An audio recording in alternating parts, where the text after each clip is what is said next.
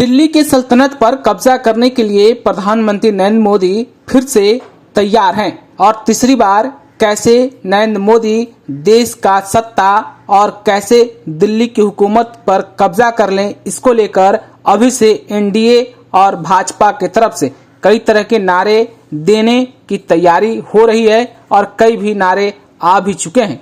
प्रधानमंत्री नरेंद्र मोदी चुनावी वर्ष में कई जगह पर दौरा कर रहे हैं और योजनाओं के उद्घाटन और शिलान्यास के दौरान एनडीए अब की बार 400 पार का नारा खूब सोशल मीडिया पर वायरल भी हो रहा है।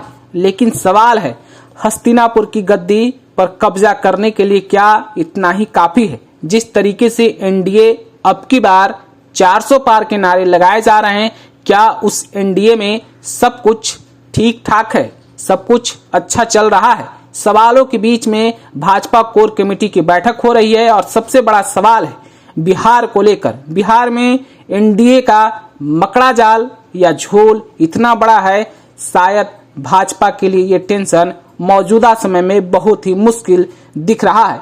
फिलहाल कोर कमेटी की बैठक दिल्ली में हो रही है, लेकिन सवाल है कि बिहार में सीट बंटवारे को लेकर क्या कुछ होगा। अगर बात 2019 लोकसभा चुनाव को लेकर करें तो 2019 लोकसभा चुनाव में भाजपा और एनडीए के साथ जो दृश्य था काफी आसान था, लेकिन 2024 में वो आसान रास्ते में बहुत सारे कांटे दिखते हुए नजर आ रहे हैं। 2019 चुनाव की अगर बात करें तो बीजेपी ने जिन सीटों पर चुनाव लड़ी थी उसमें से कुछ बदलाव भी हो सकता है। बिहार भाजपा से जुड़ी बैठक में इस पर भी फैसला होने की संभावनाएं हैं।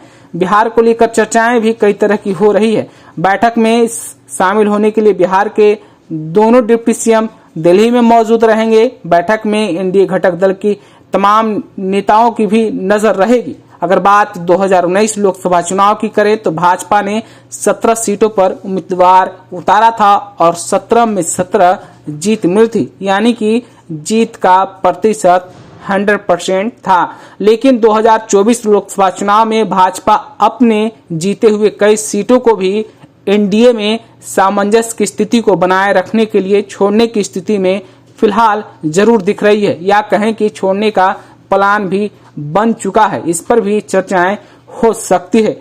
बात अगर जदयू की करें तो 2019 में जदयू ने भी 17 सीटों पर चुनाव लड़ा था, लेकिन जीत उनके नसीब में 16 ही आए थे। एक सीट किशनगंज जदयू हार गई थी। लेकिन मौजूदा समय में जदयू के वरिष्ठ नेता केसी त्यागी ने पहले ही संकेत दिया है कि 17 सीटों से कम पर आने का कोई सवाल ही नहीं। खास करके बेतिया रैली में जदयू के वरिष्ठ नेता विजय चौधरी ने जिस तरीके से मंच के माध्यम से साफ साफ संकेत दिया, 2019 में भी हम साथ थे और 2024 में भी हम साथ हैं और 400 पार के नारे को मजबूती से निभा पाएंगे या भंजा पाएंगे, ऐसा संकेत बेतिया से भी देने की पूरी कोशिश हुई थी। लेकिन सवाल है बिहार में टेंशन आखिर एनडीए के बीच क्या है? तो वो टेंशन है चाचा और भतीजा को लेकर। चाचा पशुपति कुमार पारस इस समय भी एनडीए में हैं, 2019 में भी एनडीए में थे, लेकिन चाचा और भतीजे के रास्ते अलग अलग हैं। पिछले लोकसभा चुनाव में लोजपा को 6 सीटें मिली थी, लेकिन अब चिराग और चाचा पशुपति पारस दोनों अलग अलग गुट में हैं।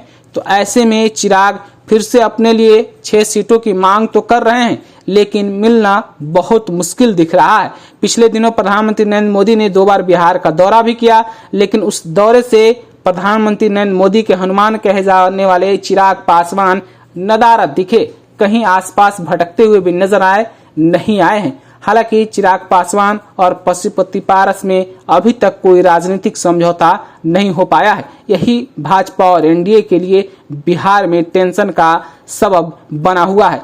तो दूसरी तरफ कुशवाहा और जीतन मांझी को लेकर भी एनडीए में पेंच फंसता हुआ नजर आ रहा है। पूर्व मुख्यमंत्री जीतन मांझी की पार्टी हिंदुस्तानी अवाम मोर्चा और पूर्व केंद्रीय मंत्री उपेंद्र कुशवाहा की पार्टी राष्ट्रीय लोक मोर्चा भी एनडीए में है, लेकिन नीतीश कुमार के आने के बाद से समीकरण बिगड़ा सा दिख रहा है।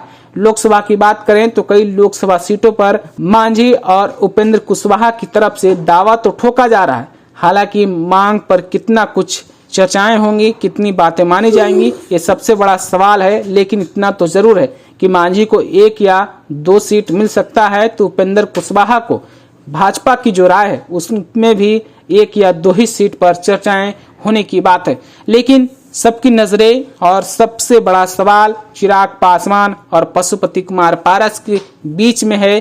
क्या कुछ एनडीए की बैठक में इनको लेकर चर्चाएं हो सकती है, बिहार एनडीए को लेकर क्या कुछ फैसला हो सकता है? इस खबर को जानने के लिए, सवाल का जवाब जानने के लिए आप भी इंतजार कीजिए, हम भी इंतजार कर रहे हैं और आप तक इसका जवाब जरूर पहुंचाने की कोशिश करेंगे। अगर आपने अभी तक हमारे चैनल को सब्सक्राइब नहीं किया है तो सब्सक्राइब कर लीजिए। अगर वीडियो फेसबुक के माध्यम से देख रहे हैं तो पेज को लाइक और फॉलो करना ना भूलें। बहुत बहुत शुक्रिया। YouTube पर सब्सक्राइब और Facebook पर लाइक जरूर करें।